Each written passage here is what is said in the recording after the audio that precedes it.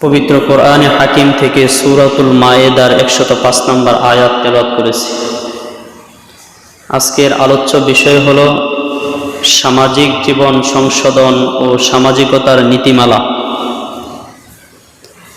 এই বিষয়ের উপর 4টা পয়েন্ট আলোচনা হবে। অতীব জরুরি আলোচনা, গুরুত্ব সহকারে আমলের নিয়তে আল্লাহ তাআলা আমাদের সবাইকে শোনার তৌফিক দান করুক, আমিন। মানুষ সমাজবদ্ধ প্রাণী। একজন মানুষ ইচ্ছা করলেই সারা জীবন একা একা অথবা এক স্থানে অবস্থান করতে পারে না। জন্মগতভাবেই মানুষ, সে তার পরিবার, তার মা বাবা, ভাই বোন, আত্মীয় স্বজন, প্রতিবেশীকে যখন পায়, আস্তে আস্তে তার বাড়ির পাশে আরো অনেক প্রতিবেশী থাকে, নিজের পাশে আরো অনেক লোক, মহল্লা, আস্তে আস্তে একটা সমাজ গড়ে ওঠে। একজন শিক্ষার্থী, সেও একা একা থাকে না, আরো অনেক শত শত শিক্ষার্থীর সাথে থাকে। একজন ব্যবসায়ী, সে একা একা জীবনযাপন করে না, আরো অনেক ব্যবসায়ীর সাথে তার উঠা বসা হয়। এক এক দুই করে করে আস্তে আস্তে মানুষের একটা সামাজিক জীবন প্রতিষ্ঠিত হয়। হাত্তাকে যারা মন্দ মানুষ আছে, চোর ডাকাত, তাদেরও একটা সমাজ আছে। একজন মানুষের সারা জীবন সে একা একাই চুরি করে না। একজন মন্দ মানুষ যদি তার আরো 2-4 জন তার কথা না শোনে, তাহলে সে আর দল বড় হয় না। খারাপ মানুষ তো ওই সময় তার জন্য ভালো হওয়া সহজ হয় যদি তার কথা কেউ না শোনে। কিন্তু একজন মন্দ মানুষ, ডাকাত বলেন, তার আরো অনেক বন্ধু বান্ধব যখন থাকে, আস্তে আস্তে তাদের একটা সমাজ গড়ে ওঠে। আমাদের বর্তমানে সমাজের চিত্র হলো এই, আমাদের অবস্থা, আমাদের সমাজ, প্রত্যেকেরই প্রশ্ন যে আমাদের সমাজ নষ্ট হয়ে গেছে। মুরব্বীদের সম্মান নাই, উস্তাদদের শ্রদ্ধা নাই, ছোটদের স্নেহ করে না। মুরব্বীদের যতটা সম্মান করার কথা ছিল, সমাজে অন্যায়, অপরাধ, হত্যা, চুরি, রাহাজানি দিন দিন এগুলো বেড়েই চলতেছে, কমার কোনো সুযোগ নেই। এই যে অবস্থা, আমাদের সমাজের দিকে যদি আমরা তাকাই, আমাদের সমাজ এবং রাষ্ট্রের দিকে, সরকারি বেসরকারি মিডিয়া বলেন, অনলাইন বলেন, সকলেই এই যে কাজ করে যাচ্ছে, ওয়াজ মাহফিল, প্রত্যেক দিন, প্রত্যেক সপ্তাহে জুমার বয়ান, এই বয়ানগুলোর মধ্যে ওয়াজ মাহফিল থেকে শুরু করে মিডিয়া, বিভিন্ন এনজিও, সমাজে অন্যায় অপরাধ কিভাবে দমন করা যায়, বড়দের সম্মান কিভাবে করা যায়, মাদক কিভাবে বন্ধ করা যায়, প্রত্যেকেরই এই ফিকির নিয়ে চলতেছে। এই যে এত চেষ্টা করতেছে, এত মাহফিল, এত কিছু করতেছে, এই সবগুলোর মূল উদ্দেশ্য হলো সামাজিক উন্নতি।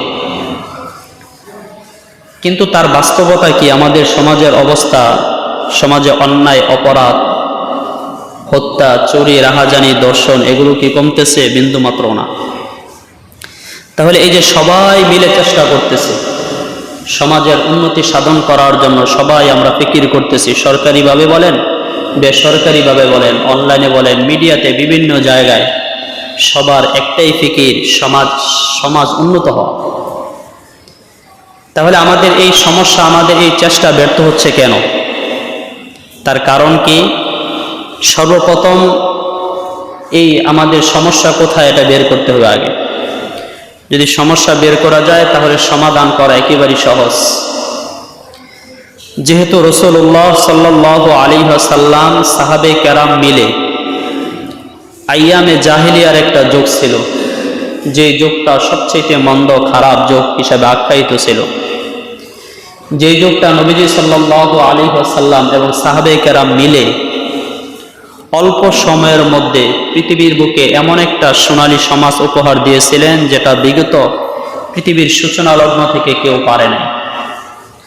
যেহেতু নবী আরবি সাল্লাল্লাহু আলাইহি ওয়াসাল্লাম এবং তার হাতে গড়া সাহাবে কেরাম আমাদেরকে অন্ধকার যুগ থেকে একটা সোনালী সমাজ, সুন্দর সমাজ উপহার দিয়েছিলেন, তাহলে আমাদের এই সমাজ সুন্দর করার জন্য, আমাদের সমাজ উন্নত করার জন্য আমাদের ফরমা, আমাদের মডেল রাখতে হবে কাদেরকে? হযরতে মুহাম্মদ রাসূলুল্লাহ সাল্লাল্লাহু আলাইহি ওয়াসাল্লাম এবং সাহাবে কেরাম আজমাইনকে। মহান আল্লাহ রাব্বুল আলামিন সূরা মায়েদার 105 নম্বর আয়াতে সমাজ সংশোধন করা এবং সামাজিক কিছু নীতিমালা এই আয়াতের মধ্যে আল্লাহ তাআলা উল্লেখ করেন। আল্লাহ বলেন, ইয়া আইয়ুহাল্লাযীনা আমানু আলাইকুম আনফুসাকুম, হে মুমিন বান্দারা, হে ঈমানদার বান্দাগণ, তোমরা নিজেদের ব্যাপারে ফিকির করো, নিজেকে নিয়ে চিন্তা করো। লা ইয়াদুররুকুম মান দাল্লা ইযা ইহতাদাইতুম, যদি তোমরা সৎ পথের উপর থাকো আর অন্য কোনো জাতি, অন্য কোনো ব্যক্তি যদি পথভ্রষ্ট হয়, এর কারণে তোমাদের কোনো ক্ষতি হবে না। এই আয়াতের মধ্যে সামাজিক সংশোধনের একটা মূল নীতি আল্লাহ রাব্বুল আলামিন মানুষের সামনে উপস্থাপন করেছেন। আল্লাহ বলেন, ইয়া আইয়ুহাল্লাযীনা আমানু আলাইকুম আনফুসাকুম, হে ঈমানদার বান্দাগণ, তোমরা প্রত্যেকে নিজেকে নিয়ে ভাবো, নিজেকে নিয়ে চিন্তা করো, নিজের অবস্থা সংশোধন করো। লা ইয়াদুররুকুম মান দাল্লা ইযা ইহতাদাইতুম, আর তোমরা যদি সৎপথের উপর থাকো, তোমরা যদি প্রত্যেকে নিজে সংশোধন হও, আর এর ফলশ্রুতিতে যদি অন্য মানুষ অন্যায় অপরাধ করে, তাহলে তোমাদের কোনো ক্ষতি হবে না। এই যে সমাজ পরিবর্তন করার তাহলে এক নাম্বার মূলনীতি আল্লাহ রাব্বুল আলামিন এই পবিত্র কোরআনে হাকিমের মধ্যে উল্লেখ করেছেন। আমাদের সমাজের চিত্র, কোনো ব্যক্তি বা কোনো মিডিয়া, কোনো সংস্থা যদি সমাজ পরিবর্তন করার ফিকির করে বা সমাজ পরিবর্তন করার স্লোগান ইচ্ছা করে, তাহলে আমাদের সমস্যা কোন জায়গায় দাঁড়ায়? যে সংশোধন কে হবে? আমরা প্রত্যেকে সমাজ পরিবর্তন করতে চাই, কিন্তু সংশোধন নিজের কাছ থেকে পরিবর্তন করতে চাই না। সমাজ সংশোধন করা দরকার, সমাজ থেকে মাদক, অন্যায় অপরাধ বন্ধ করার দরকার, চুরি, রাহাজানি, হত্যা, খুন খারাপি সব কিছু বন্ধ করা দরকার। কিন্তু এই যে পরিস্থিতি, অবস্থা, এই সূচনা, সমাজ পরিবর্তন করার সূচনা কোত্থেকে শুরু হবে? আমরা ফিকির করি অন্য থেকে। আমি নিজের থেকে ফিকির করি না যে আমি নিজে পরিবর্তন হব আগে। আমার সমাজ পরিবর্তন করার ফিকির আগে আমার থেকে শুরু করি। তাহলে এই আয়াতের মধ্যে আল্লাহ রাব্বুল আলামিন তো স্পষ্ট আদেশ দান করছেন, তুমি নিজেকে নিয়ে চিন্তা করো, নিজের ব্যাপারে ফিকির করো, তোমার প্রতিদিনের কর্মের ব্যাপারে তুমি চিন্তা করো, তোমার হায়াতি জীবন নিয়ে তুমি ফিকির করো। আয়াতের মূল অর্থ আমরা পাইলাম। তাহলে সাহাবে কেরাম রাদিয়াল্লাহু তাআলা আজমাইন, আল্লাহর নবীর অবস্থা কি ছিল? যেহেতু আমরা তাদেরকে মডেল বানাবো, আর এটা আমরা জানি সর্বপ্রথম যে ব্যক্তি একটা কাজ করে, এই কাজের মধ্যে যদি সফলতা দাঁড়ায়, তাহলে তার পরবর্তীতে যারা এই কাজগুলো করবে সবাই তাকে কি বানাবে? মডেল বানাবে, আইডল বানাবে। ইট খোলায় যে ফর্মাগুলো বানানো হয়, ইট তৈরি করার জন্য একটা ফর্মা কষ্ট করে বানানো হয়, তারপরে হাজার হাজার লক্ষ লক্ষ ইট শুধু মাটি দিলেই এই অনুযায়ী বের হয়ে আসে। একটা ইটও আঁকা বাঁকা হয় না, ওই রকম সোজাও হয়, আর ওই রকম যে লেখাগুলো থাকে এগুলো স্পষ্ট বেশি ওঠে। তাহলে আল্লাহ রাব্বুল আলামিন যেহেতু আইয়ামে জাহিলিয়ার যুগ থেকে সাহাবে কেরাম নবীর আদর্শে একটা সোনালী সমাজ উপহার দিয়েছেন, আমরা সবাই চেষ্টা করতেছি আমাদের সমাজ যেন উন্নতি হয়, মুরব্বীরা যেন মুরব্বীদের অধিকার পায়, যারা যুবক আছে তারা যেন মুরব্বীদেরকে সম্মান করে, শিক্ষক যেন তার শ্রদ্ধা পায়, ছাত্রর কাছ থেকে যেন শিক্ষক সবচেয়ে সর্বোচ্চ শ্রদ্ধাশীল হয়। এই যে এই বিষয়গুলো সবাই তো চেষ্টা করতেছে, কিন্তু বিন্দু মাত্র পরিবর্তন না হওয়ার কারণ কি? এই আয়াতের মধ্যে আল্লাহ রাব্বুল আলামিন বলেন, তোমরা নিজেকে নিয়ে আগে চিন্তা করো। এখন আমরা সমাজ পরিবর্তন করতে চাই, কিন্তু পরিবর্তনের সূচনা আমি আমার থেকে করতে চাই না, আমি অন্য থেকে করতে শুরু করি। হাদিসে পাকের মধ্যে আল্লাহ নবী সাল্লাল্লাহু আলাইহি ওয়াসাল্লাম ইরশাদ করেন, ইযা ক্বালা রাজুল হালাকান নাসু ফাহু আহলাকুহুম, যদি কোনো ব্যক্তি বলে এই সমাজ নষ্ট হয়ে গেছে, পুরা সমাজ ধ্বংস হয়ে গেছে, সমাজ নষ্ট হয়ে গেছে, তাহলে তার ভেবে জানা উচিত সে সবচেয়ে বেশি ধ্বংসপ্রাপ্ত হয়ে গেছে। আমাদের ফিকির হলো আমি ভালো, সমাজের সবাই খারাপ। একেবারে মিটিং মিছিল থেকে শুরু করে সভা মাহফিল পর্যন্ত এমন একটা মাহফিল নাই, এমন একটা সভা মিটিং নাই যেখানে সমাজের মন্দ চিত্র, ব্যক্তির মন্দ চিত্র তুলে ধরা না হয়। প্রতিদিন এমন একটা মাহফিল, অনুষ্ঠান নাই। মাদকের বিরুদ্ধে প্রতিদিন সরকারিভাবে কত চেষ্টা প্রচেষ্টা চালাচ্ছে, মাদক কমতেছে না বাড়তেছে? হত্যাকাণ্ডের ব্যাপারে বন্ধ দমন করার জন্য, রোড অ্যাক্সিডেন্ট দমন করার জন্য কত না চেষ্টা করতেছে, দিন দিন কমতেছে না বাড়তেছে? বাড়তেছে। এর কারণ কি? নবীজি বলেন, ইযা ক্বালা রাজুল হালাকান নাসু ফাহু আহলাকুহুম। ব্যক্তি যখন বলবে যে পুরো সমাজ নষ্ট হয়ে গেছে, আমি ভালো, তাহলে তোমার চিন্তা করা দরকার তুমি সবচেয়ে বেশি ধ্বংসপ্রাপ্ত। মডেল যেহেতু সাহাবায়ে কেরাম হবে, সাহাবায়ে কেরামের আদর্শ, সাহাবায়ে কেরামের নীতি কি ছিল? তারা এই মন্দ যুগটাকে, আইয়ামে জাহিলিয়ার যুগকে কোন ফর্মার মাধ্যমে, কোন নীতিমালার মাধ্যমে সোনালী সমাজ উপহার দিয়েছিলেন? বিখ্যাত সাহাবী হযরতে হানজালা রাদিয়াল্লাহু তাআলা আনহু, নবীজির একজন কাছের সাহাবী হযরতে হানজালা রাদিয়াল্লাহু তাআলা আনহু একদিন খুব বেশি প্যারাসীন অবস্থায় দ্রুতগতিতে নবীজির দরবারে যাচ্ছেন। প্রতিমধ্যে সাক্ষাৎ ইসলামের প্রথম খলিফা হযরতে আবু বকর রাদিয়াল্লাহু তাআলা আনহু, সাধারণ সাহাবী। দেখেন তাদের চিন্তা কি, আমাদের চিন্তা কি। হানজালা রাদিয়াল্লাহু তাআলা আনহু দ্রুত যাচ্ছেন প্যারাসীন অবস্থায়। আবু বকর রাদিয়াল্লাহু তাআলা আনহু জিজ্ঞাসা করতেছেন, ভাই কোথায় যাচ্ছ? বলতেছেন, নাফাকা হানজালাতু, হানজালা তো মুনাফিক হয়ে গেছে। আবু বকরকে বলতেছে, হানজালা তো মুনাফিক হয়ে গেছে, এই জন্য নবীর দরবারে যাচ্ছি। কেন? যে আমার মনের অবস্থা সবসময় একরকম থাকে না। যখন নবীর দরবারে থাকি একরকম থাকে, যখন আবার বাহিরে আসি তখন অন্যরকম থাকে। আবু বকর মনে মনে ভাবতেছেন, তাহলে আমার হালত তো এমনই হয়। তাহলে আবু বকর সহ, হানজালা সহ নবীজির দরবারে গেলেন। গিয়া বলেন, নাফাকা হানজালাতু ইয়া রাসূলুল্লাহ, হে আল্লাহর নবী, হানজালা তো মুনাফিক হয়ে গেছে। নবীজি বলেন, কি বলতেছ? হ্যাঁ ইয়া রাসূলুল্লাহ, হানজালা তো মুনাফিক হয়ে গেছে। হানজালার মনের অবস্থা সবসময় একরকম থাকে না। যখন আপনার দরবারে থাকি তখন ইবাদতের প্রতি এক আগ্রহ, ইবাদতের প্রতি স্পৃহা জন্মায়, কিন্তু আপনার দরবার থেকে যখন চলে যাই, ক্ষেত কামারে যাই, বিবিদের কাছে যাই, তখন আর এতটা ওই রকম অবস্থা থাকে না। নবীজি সাল্লাল্লাহু আলাইহি ওয়াসাল্লাম সান্ত্বনা দিয়ে বললেন, আরে আমার এখানে থাকা অবস্থায় তোমাদের হালত যেমন হয়, সবসময় যদি এমন হতো তাহলে ফেরেশতারা তোমাদের সাথে হাতে মোলাকাত করত। মূল বিষয়, হানজালা রাদিয়াল্লাহু তাআলা এই কথা বলে নাই সমাজের সমস্ত মানুষ মন্দ হয়ে গেছে, সমাজের সমস্ত মানুষ মুনাফিক হয়ে গেছে, অন্যে মুনাফিক হয়ে গেছে, এই কথা ফিকির করে নাই। হানজালা নিজে নিজে ভাবতেছেন, আমি তো মুনাফিক হয়ে গেলাম। নিজে ভেবে প্যারাসীন অস্থির হয়ে নবীজির দরবারে গেলেন। আবু বকর রাদিয়াল্লাহু তাআলা আনহু তিনিও দৌড়ায় গেলেন যে আমিও তো মুনাফিক হয়ে গেছি। নবীজি তাদেরকে সান্ত্বনা দিলেন। সমাজ সংশোধন করার জন্য হযরত উমর রাদিয়াল্লাহু তাআলা আনহু ইতিহাস যদি পড়েন, মুনাফিকদের লিস্টে ছিল হযরত হুযায়ফা রাদিয়াল্লাহু তাআলা। কার কাছে? ইয়ামান ইবনে হুযায়ফা রাদিয়াল্লাহু তাআলার কাছে মুনাফিকদের লিস্টে ছিল মদিনায়। আল্লাহর নবী হুযায়ফাকে জানাইছিলেন যে এরা মুনাফিক। উমর রাদিয়াল্লাহু তাআলা আনহু দৌড়ায় গেলেন, ভাই আল্লাহর কসম দিয়ে বলছি তোমার লিস্টিটা দেখো, আমি উমরের নামটা তোমার খাতার মধ্যে আছে কিনা। উমর রাদিয়াল্লাহু তাআলা আনহু অর্ধজাহানের বাদশা, নবীর পরে যদি কেউ নবুয়ত নিয়ে দুনিয়াতে আসতো তাহলে উমর রাদিয়াল্লাহু তাআলা আনহু নবী হতেন। তাদের চিন্তা কি ছিল? উমর রাদিয়াল্লাহু তাআলা চিন্তা কি ছিল? আবু বকরের চিন্তা কি ছিল? প্রত্যেক সাহাবায়ে কেরাম অন্যকে নিয়ে ফিকির করে নাই, তারা প্রত্যেকে আগে নিজেকে ফিকির করছে, আমার পরিবর্তন করা দরকার, আমি অন্যায় অপরাধ করেছি। যখন সমাজের মানুষ, একটা সমাজ, সোনালী সমাজ উপহার দেওয়ার জন্য সমাজের সবাই না, প্রত্যেকে নিজে নিজে আমার আগে পরিবর্তন করা দরকার, আমি অন্যায় অপরাধ করেছি। যখন মানুষ নিজে কাজ শুরু করবে, সংশোধন করবে, তো এই সমাজ আল্লাহ তাআলা অচিরেই সোনালী সমাজ হিসাবে কবুল করবেন। সুবহানাল্লাহ। তাহলে সমাজ সংশোধন করার এক নাম্বার মূল নীতি পাইলাম কি? আগে সর্বপ্রথম সমাজ সংশোধন করার এক নাম্বার মূল নীতি হলো আগে নিজে সংশোধন হওয়া। আগে কে সংশোধন হওয়া?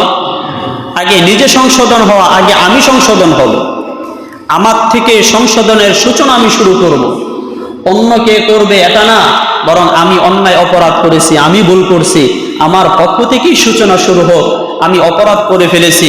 সাহাবে কেরাম রাদিয়াল্লাহু তাআলা আজমাইন সমাজের মানুষকে দোষে নাই, প্রত্যেকেই নিজে অন্যায় অপরাধী ভেবে নিজেই পরিবর্তন শুরু করছেন। আল্লাহ রাব্বুল আলামিন আইয়ামে জাহিলিয়ার যুগটাকে সোনালী যুগ হিসাবে রূপান্তরিত করে দিলেন। সুবহানাল্লাহ। এক নাম্বার মূল পদ্ধতি সমাজ পরিবর্তন করার। দুই নাম্বার পদ্ধতি হলো প্রত্যেক মানুষের নিজ নিজ কিছু দায়িত্ব আছে না নাই? আছে না নাই? একেবারে গ্রামের সাধারণ মানুষ থেকে শুরু করে একেবারে সর্বোচ্চ পদের লোক পর্যন্ত প্রত্যেকের পক্ষে প্রত্যেকের উপর নিজের কিছু দায়িত্ব আছে। প্রত্যেক ব্যক্তি নিজ নিজ দায়িত্বগুলো সচেতনার সাথে আদায় করা। নবীজি সাল্লাল্লাহু আলাইহি ওয়াসাল্লাম হাদিসে বলেন, আলা কুল্লুকুম রাঈন ওয়া কুল্লুকুম মাসউলুন আন রাইয়াতিহি। তোমরা প্রত্যেকে রাখাল। ইমাম ইমামের জায়গায় থেকে দায়িত্বশীল, মুসল্লি মুসল্লির জায়গায় থেকে দায়িত্বশীল, বাবা তার বাবায় জায়গার থেকে দায়িত্বশীল, স্ত্রী তার স্ত্রী জায়গায় থেকে দায়িত্বশীল। সমাজের একজন সাধারণ নিম্ন শ্রেণীর মানুষ যে কাজ করে সেও তার ব্যাপারে দায়িত্বশীল। প্রত্যেকটা সমাজের মানুষ একটা সমাজ সংশোধন ও সুন্দর করার জন্য, সোনালী সমাজ উপহার দেওয়ার জন্য প্রত্যেক ব্যক্তি তার নিজের দায়িত্ব যদি সে গুরুত্বের সাথে আদায় করে তাহলে এই সমাজটাও সুন্দর হওয়া সহজ। আপনি যদি দায়িত্বের দিকে ফিকির করেন, সাহাবে কেরাম রাদিয়াল্লাহু তাআলা আজমাইনের ইতিহাসগুলোই শুধু বলবো, কেন? যেহেতু তারা আমাদের মডেল, তারা একটা সোনালী সমাজ পরিবর্তন করে গেছেন। তাদের এই অবস্থা ছাড়া অন্য বিকল্প যতই চিন্তা ফিকির করা হোক, আমাদের সমাজের চিত্র শুরুতেই বললাম, সমাজ পরিবর্তন করার জন্য, সমাজ উন্নত করার জন্য কত চেষ্টা চলছে, কিন্তু দিন দিন পরিবর্তন হচ্ছে না, আরো বেশি অন্যায় অপরাধ বাড়তেছে। দুই নাম্বার কাজ, প্রত্যেকের কাজ নিজের দায়িত্ব নিজে আদায় করা। ইসলামের প্রথম খলিফা আবু বকর রাদিয়াল্লাহু তাআলা আনহু, উমর রাদিয়াল্লাহু তাআলা আনহু গেলেন আবু বকর রাদিয়াল্লাহু তাআলা সাক্ষাৎ করার জন্য। আবু বকরের দরবারে একটা লিস্টি টানানো ছিল। কি লিস্টি? বিধবা, এতিম, অসহায় যারা আছে তাদের খেদমত করবে কারা? যারা সরকারি নেতৃস্থানীয় লোক ছিলেন, যারা খোলাফায়ে রাশিদিন যারা ছিলেন, যারা সমাজ পরিচালনা করেন, তারা এতিম, অসহায়, বিধবাদের খেদমত করবে, সাধারণ মানুষ না। ওমর রাদিয়াল্লাহু তাআলা লিস্টি ধরলেন। লিস্টি ধরে দেখতেছেন যে সবার পিছনে এক একজন সাহাবীর নাম লেখা, একজন বৃদ্ধা মহিলা, তার পিছনে কেউ নাম নাই। মনে মনে ওমর রাদিয়াল্লাহু তাআলা ভাবলেন, সুযোগ একটা পাইলাম, তাহলে এই মহিলার খেদমত করি। বৃদ্ধা মহিলার কাজ কি ছিল? তার থালা বাসন ধোয়া, তার বাড়িঘর একটু ঝাড়ু দেওয়া, কাছে পানি পাওয়া যেত না, কূপ থেকে দূর থেকে পানি এনে দেওয়া। ওমর রাদিয়াল্লাহু তাআলা আনহু খুব খুশি, আনন্দ, আগামীকাল থেকে এক বৃদ্ধা মহিলার খেদমত করবেন, তিনি সেবা করবেন। কিন্তু সকালবেলা ফজরের নামাজের পর হাঁটতে হাঁটতে গেলেন, লম্বা ওয়াকিয়াত আগেও আপনাদেরকে শোনাইছি। উমর রাদিয়াল্লাহু তাআলা নির্বিকে গেলেন ও বুড়া মহিলার, বৃদ্ধা মহিলার খেদমত করবেন, সালাম দিলেন। ভিতর থেকে জবাব আসলো যে প্রতিদিন কাজ করে, তিনি সকালবেলা কাজ করে চলে গেছে। একদিন, দুই দিন, তিন দিন। ওমর রাদিয়াল্লাহু তাআলা বলেন, লোকটাকে বের করা দরকার। একদিন গভীর রজনীতে রাস্তার পাশে দাঁড়ায় আছেন, দেখেন প্রথম খলিফা হযরতে আবু বকর রাদিয়াল্লাহু তাআলা নিজেই জুতাটা এভাবে হাতের নিচে রেখে জুতা খুলে তারপরে বৃদ্ধা মহিলার বাড়ির দিকে যাচ্ছে আগায়া। ওমর রাদিয়াল্লাহু তাআলা ধরলেন, ধরে দেখেন আবু বকর রাদিয়াল্লাহু তাআলা বলেন, আপনি খেদমত করতেছেন কেন? বলতেছেন, আরে এটা তো আমার দায়িত্ব, আমি তাদের শাসক, আমি তাদের দায়িত্ব পালন যদি না করতে পারি, আদালতে কিবরিয়া যদি আল্লাহ আমাকে জিজ্ঞাসা করে, তুমি তাদের শাসক অবস্থায় তার দায়িত্ব কতটুকু পালন করলা, যদি ওই মহিলা আমাকে আল্লাহর দরবারে আরজি পেশ করে, আমি কি জবাব দিব? এজন্য তো আমার কাজটা আমি নিজেই করতেছি।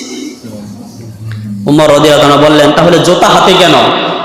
বললো যে গভীর রজনী, এখন যদি জুতা পা দিয়া যদি হাঁটে, তাহলে আশপাশের মানুষগুলো যে বাড়ির পাশ দিয়ে আমি রাস্তায় দিয়ে হেঁটে হেঁটে যাব, তাহলে তাদের ঘুমের ব্যাঘাত ঘটবে, আর আমার এই নফল খেদমতের কারণে আরেকজনের ঘুমের ব্যাঘাত ঘটা, আমার এই ইবাদত এতটা আল্লাহর দরবারে গ্রহণযোগ্য হবে না।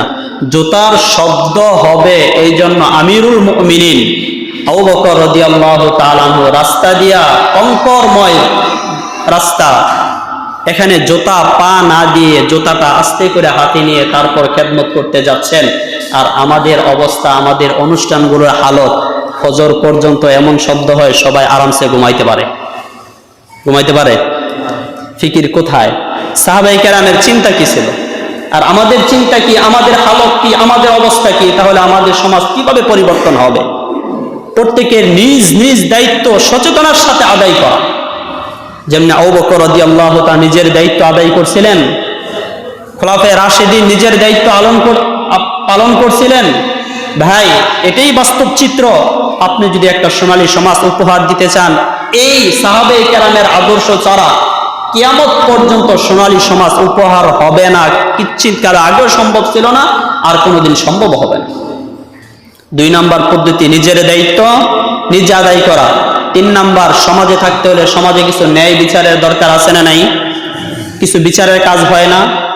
আল্লাহ নবী সাল্লাল্লাহু আলাইহি ওয়াসাল্লাম হাদিসে বলেন, সাহাবী হযরত আবু হুরায়রা রাদিয়াল্লাহু তাআলা, হাসরের ময়দানে যেদিন আল্লাহর ছায়া ছাড়া কোনো ছায়া থাকবে না, ওই দিন কয় শ্রেণীর মানুষকে আল্লাহ তাআলা আরশে আজিমের ছায়াতলে স্থান দিবেন? 7 শ্রেণী। কয় শ্রেণী? 1 নাম্বার হলো ন্যায়পরায়ণ শাসক। ন্যায়পরায়ণ শাসক, ইনসাফের সাথে বিচার প্রতিষ্ঠিত করা। সাহাবায়ে কেরাম কেমন ইনসাফের সাথে বিচার প্রতিষ্ঠিত করছিলেন?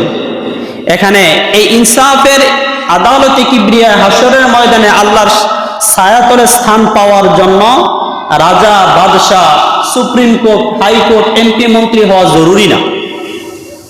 একজন বাবা তার যে দায়িত্বগুলো, একজন বাবা হিসাবে তার স্ত্রীর উপর যতটুকু ন্যায় ইনসাফ প্রতিষ্ঠিত করা দরকার, ততটুকু যদি গার্জিয়ান করে, গ্রামের মেম্বার, চেয়ারম্যান, সাধারণ মুরব্বীরা যারা আছে, গ্রামগঞ্জে ছোটখাটো বিচার হয় না? গ্রামের সাধারণ মানুষ যদি এই ছোটখাটো বিচারগুলো করতে গেলে যদি ইনসাফ আর ন্যায়ের সাথে বিচার করে, তো আল্লাহ রাব্বুল আলামিন তাদেরকেও আদালতে কিবরিয়া আল্লাহর আরশে আজিমের ছায়াতলে স্থান দিবেন। সুবহানাল্লাহ। রাজা, বাদশাহ, এমপি, মন্ত্রী, হাইকোর্টে বিচার প্রয়োজন নাই। গ্রামের সাধারণ একটু বিচার, ইনসাফের সাথে ন্যায় বিচার। ইনসাফের সাথে যদি ন্যায় বিচার হয়, আপনি ইতিহাস লক্ষ্য করুন, সাহাবায়ে কেরামের ইনসাফ কেমন ছিল। ইসলামের দ্বিতীয় খলিফা হযরত ওমর রাদিয়াল্লাহু তাআলা, মিশরের গভর্নর তখন হযরত আমর ইবনে আস রাদিয়াল্লাহু তাআলা, যিনি মিশর বিজয় করছিলেন। মিশরের বিজয়দাতা হযরত আমর ইবনে আস রাদিয়াল্লাহু তাআলা, গভর্নর মিশরের। কি করছে? গভর্নর ছেলে এক গ্রাম্য ব্যক্তিকে প্রহার করছে। গ্রাম্য এক ছেলেকে মারধর করছে অনেক বেশি। গ্রাম্য ব্যক্তি সরাসরি আমিরুল মুমিনিন ওমরের কাছে এসে বিচার দায়ের করলেন, বিচার দিলেন যে আপনার গভর্নর আমর ইবনে আসের ছেলে আমার ছেলেকে মারধর করছে। ওমর রাদিয়াল্লাহু তাআলা আনহু তৎক্ষণাৎ আইন শৃঙ্খলা বাহিনীর প্রধান সেনাপতি মোহাম্মদ ইবনে মাসলামাকে ডাকলেন, বললেন জরুরি ভিত্তিতে মিশরের গভর্নর এবং তার ছেলেকে উবাইদুল্লাহ বিন আমর এবং আমর ইবনে আস দুজনকে আমার কাঠগড়ায় উপস্থিত করাও। হজের মৌসুম চলতেছে মক্কায়, লোক কম না বেশি? গভর্নর ছেলে অপরাধ করছে, আমিরুল মুমিনিন কত ইনসাফের সাথে ন্যায় বিচার করছেন। হজের মৌসুম লক্ষ্য করেন নাই, লোকে লোকারণ্য মক্কায় ডাকলেন, গভর্নরকে নিয়ে আসলেন। বিচার প্রার্থীকে বললেন যে তোমাকে যতটা আঘাত করছে গভর্নর ছেলে, তুমি গুনে গুনে তার পিঠে ততটা আঘাত করো, অবশেষে তার পিতাকেও একটা আঘাত করো। কাকে? গভর্নর আমর ইবনে আসকেও একটা আঘাত করো। বিচার প্রার্থী অবাক হয়ে গেলেন, এটা কি বলেন? আমিরুল মুমিনিন, গভর্নর তো আমার প্রতি অন্যায় অপরাধ করে নাই, তিনি তো আমাকে মারধর করে নাই। ওমর রাদিয়াল্লাহু তাআলা মিষ্টি সুরে ধমক দিয়া বললেন, তোমাকে যা বলছি তাই করো, কারণ তুমি তার শাসন অধীনে ছিলে, সে তোমাকে নিরাপত্তা দিতে পারে নাই, ব্যর্থ হয়েছে। গভর্নর হিসাবে তার যে দায়িত্ব ছিল, তুমি তার একজন সদস্য, আলা কুল্লুকুম রাঈন, সবার রাখাল সে, তোমাকে সে নিরাপত্তা দিতে ব্যর্থ হয়েছে। 1 নাম্বার অপরাধ, এই জন্য তুমি তাকে প্রহার করবা। আরেকটা অপরাধ হলো সে গার্জিয়ান হিসেবে তার সন্তানের খোঁজখবর রাখে নাই, তার সন্তান তার বাবার ক্ষমতার লোভে এলাকার মানুষদেরকে মারধর করতেছে, সে খোঁজখবর রাখে নাই। 2টা অপরাধের কারণে তুমি তাকে একটা প্রহার করো। আমিরুল মুমিনিন, যিনি মিশর বিজয় করছেন, গভর্নরের প্রতি এই আদেশ জারি করলেন। উমর রাদিয়াল্লাহু তাআলা আনহু বললেন, আমর ইবনে আজকে আমর, কবে থেকে মানুষদেরকে তুমি গোলাম বানাইতে শুরু করলা, অথচ তার মা তাকে স্বাধীন মুক্ত করে তাকে জন্ম দিয়েছে। পৃথিবীর বুকে এই ইসলাম আর মুসলমান ছাড়া এমন কোন নজির, এই জন্য তো আইয়ামে জাহিলিয়ার যুগ থেকে সাহাবায়ে কেরামের এত সুন্দর ইনসাফের কারণে আল্লাহ রাব্বুল আলামিন একটা সোনালী সমাজ প্রতিষ্ঠিত করছেন। আর আপনি লক্ষ্য করে ইতিহাস যদি দেখেন, খোলাফায়ে রাশেদার হযরত ওমর ইবনে আব্দুল আজিজের ইতিহাস, সমরকান্দের একজন পরিহিত ব্যক্তি, সমরকান্দ বিশাল বড় এক এলাকা, তখন যুদ্ধ চলতেছিল। হযরত ওমর ইবনে আব্দুল আজিজ বিচারকের আসনে বসা, ন্যায়পরায়ণ শাসক না জালেম শাসক? ন্যায়পরায়ণ শাসক ওমর ইবনে আব্দুল আজিজ। বিচার দিলেন কে? একজন সমরকান্দের একজন পরিহিত ব্যক্তি। পরিহিত ব্যক্তি কাদেরকে বলা হয়? যারা অগ্নি পূজা করে। অগ্নি পূজায় যারা সবচেয়ে বেশি আগে ভূমিকা রাখে তারা। বিচার দিলেন যে আপনার সেনাপতি কার বিরুদ্ধে বিচার দিলেন? যিনি মধ্য এশিয়া ইসলামের পতাকা উত্তোলন করেছিলেন, ইতিহাস বিখ্যাত যুদ্ধ সেনানায়ক হযরতে কুতাইবা বিন মুসলিম রাদিয়াল্লাহু তাআলা।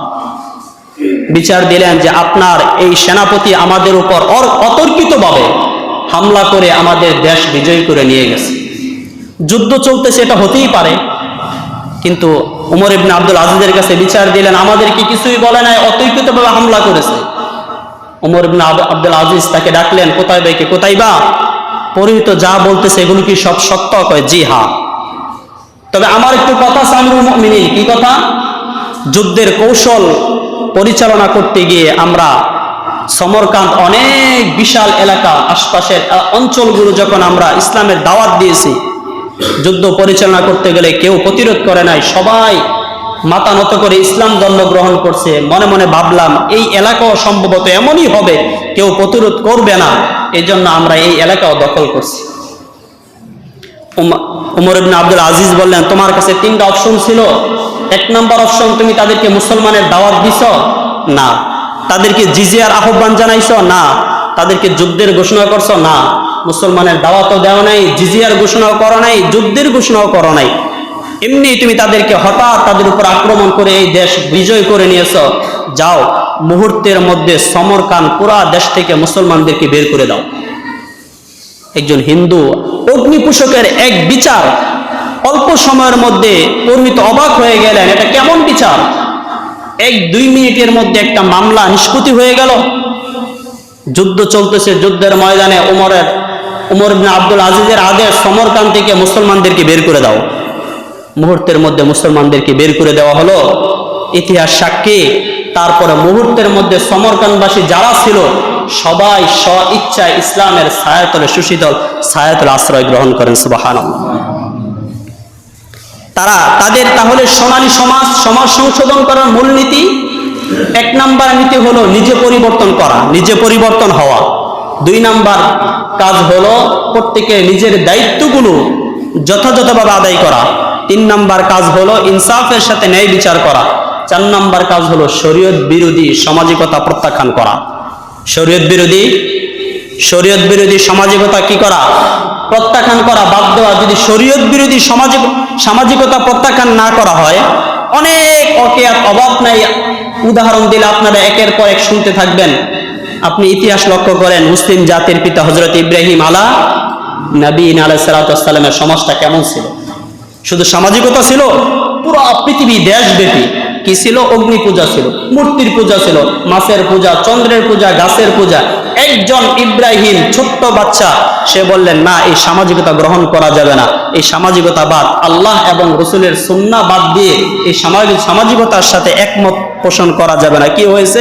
ইব্রাহিম আলাইহিস সালামের উপর অনেক জুলুম, অত্যাচার, নির্যাতন হয়েছে, কিন্তু ইসলাম আজ পর্যন্ত আমাদের কাছে সুন্দরভাবে চলে আসছে। যদি ইব্রাহিম আলাইহিস সালাম সামাজিকতার সাথে মিলে যেতেন, অগ্নি পূজা বন্ধ হতো না, আমরা আজকে মুসলমান হিসাবে আল্লাহ তাআলার দরবারে সিজদা দেওয়ার সুযোগ পেতাম না। আরো এমন অনেক অকেয়াত আছে। তাহলে আমাদের সমাজ সুন্দর করার জন্য 4 নাম্বার ভূমিকা হলো কোরআন সুন্নাহ বিরোধী সমস্ত সামাজিকতা প্রত্যাখ্যান করা। যদি কোরআন সুন্নাহর সাথে যদি সাংঘর্ষিক না হয়, তাহলে এটা মানতে কোনো সমস্যা নাই। এটাকে শরীয়তের পরিভাষা উরুফ বলা হয়। যে উরুফটা কোরআন সুন্নাহর মোতাবেক হয় এটা আমার মানতে সমস্যা নাই, আর যে উরুফটা যে সমাজের নিয়ম নীতি কোরআন সুন্নাহর খেলাফ হবে তাহলে এটা আমি মানতে পারি না। তাহলে আমাদের সমাজ সংশোধন ও সামাজিকতার নীতিমালা 4টা। 1 নাম্বার, প্রত্যেকে সংশোধন হব নিজে। কে সংশোধন হব ভাই?